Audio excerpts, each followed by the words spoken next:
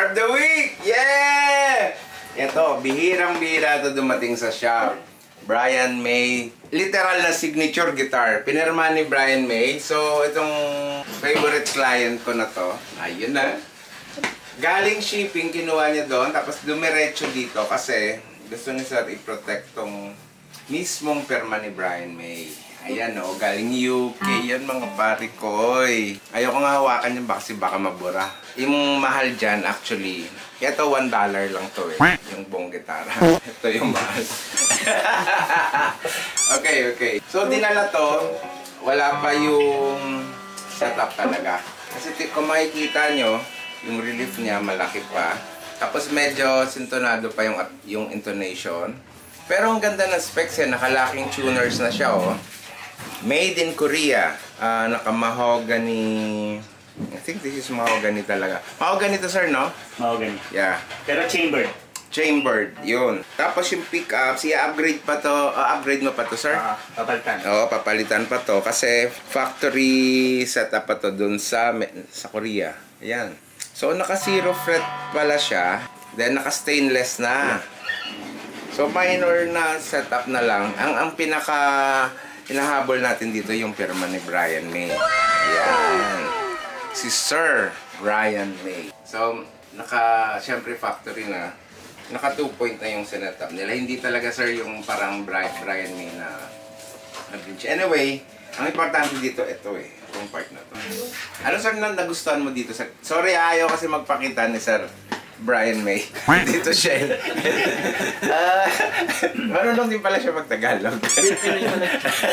Taga, ano to si Sir Taga dito talaga. Wow! Sir, ba't nyo binili to? For well, alam mo naman, number one, fan tayo. Okay. And mas madaling ano yung tone. Siyempre kapag yung gitara na gagamitin mo, di ba? And then treble booster, and then yung mga effects. Yung mga out of base niya na tunog. Yan, yung mga in-phase, out-phase na switches. Ito kasi napansin ko. Wala pa sa nagwe-wave pa yung tunog. Ayan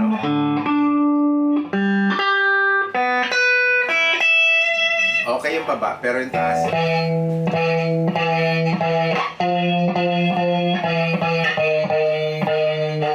So may rattling sound pa siya. Ayusin natin lahat para ma-maximize na sir itong Brian May signature guitar. Ang ganda sir. Siyempre sinishare natin dun sa mga fans din ng Queen and Brian May. Pogi lang mga chong. You know. Okay, excited kami na i-full setup ito. And upgrade yung pickups. So may ipo-provide si sir na pickup. Then full coat natin yung top para hindi mabura tong priceless signature ni Brian May. Sir Brian May. Abangan nyo po kung anong gagawin natin. Para pag nagkaroon kayo nito, yun yung gawin nyo. At least maayos natin itong mga apinasyon.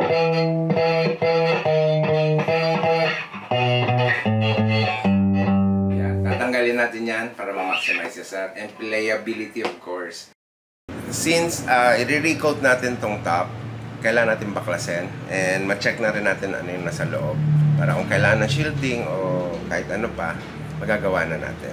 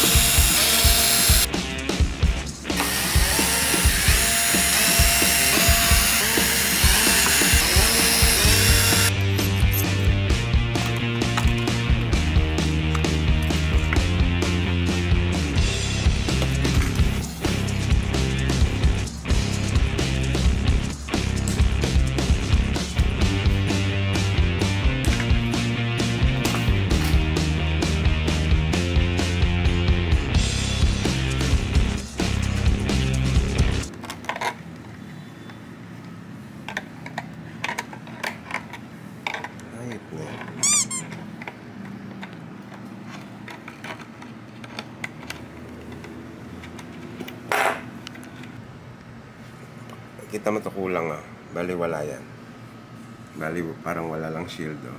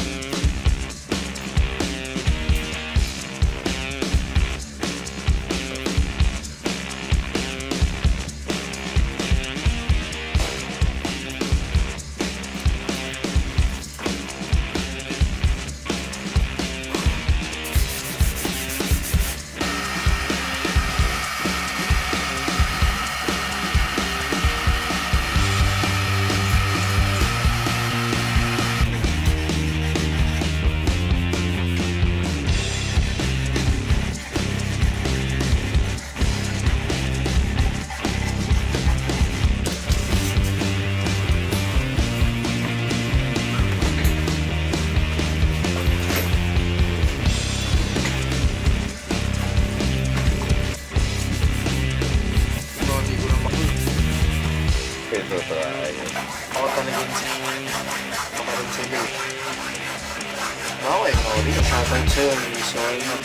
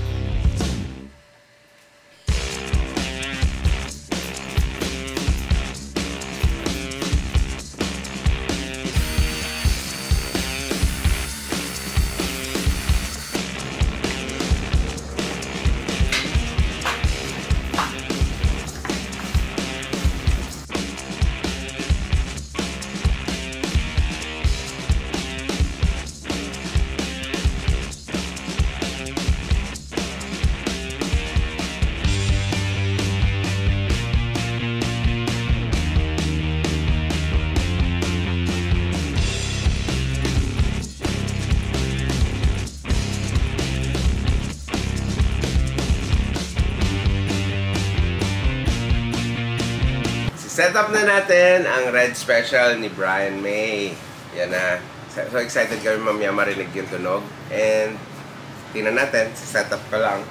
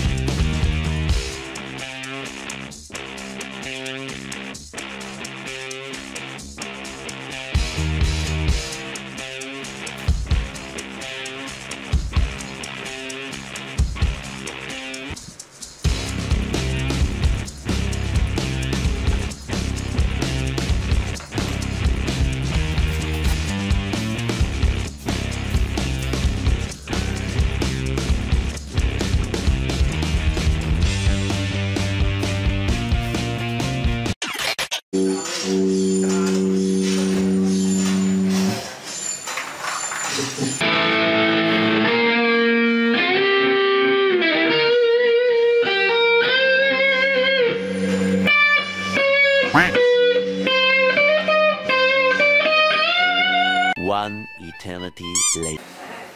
Hello, ulit. Ito na, natapos na natin. So, narinig nyo naman yung tunog. Dinemo ni Sir Julo Madriaga. And salamat, sir, sa oras. Alam ko, fan ka ng Queen mismo and Brian May. So, salamat sa time mo para pag-demo na itong Red Special. Yung mga ginawa natin dito, sinet up, syempre, so full setup, nice yung frets, nice yung action, pick up height, intonation, etc. Standard na ginagawa ng LG. So yun, enjoy kayo guys.